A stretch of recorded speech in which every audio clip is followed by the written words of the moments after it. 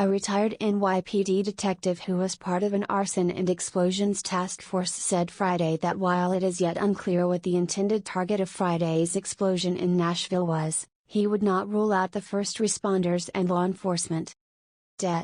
Bill Ryan told America's News HQ that it was unusual for the apparent bomber to leave an audio warning message of the impending blast. "You have to really wonder what the motivation of the bombers are. I don't think this was one person, it was probably an organized group of people," he said. "I kind of think it was probably an idea to get first responders to come in. They give them a 15-minute warning and all the first responders, the police and the firemen come in.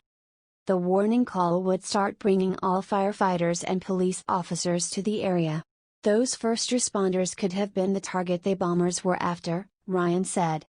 At the same time, Ryan added it is also not clear whether the blast was a trial run for a larger attack, or a standalone explosion.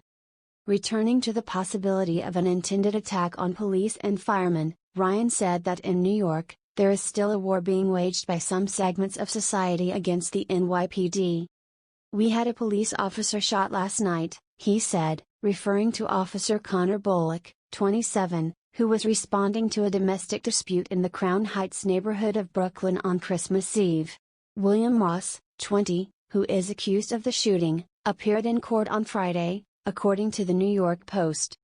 During his interview, Ryan also said that the Nashville suspect, who has not been unidentified, didn't do themselves any favors by leaving themselves a lot of clues. "The audio tape itself is a clue, the RV is a clue.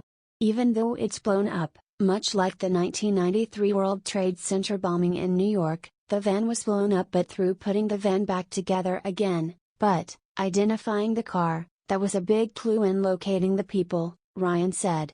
"A lot of this is going to be done through the ATF and its national response team as well as the local police, trying to put that car together again."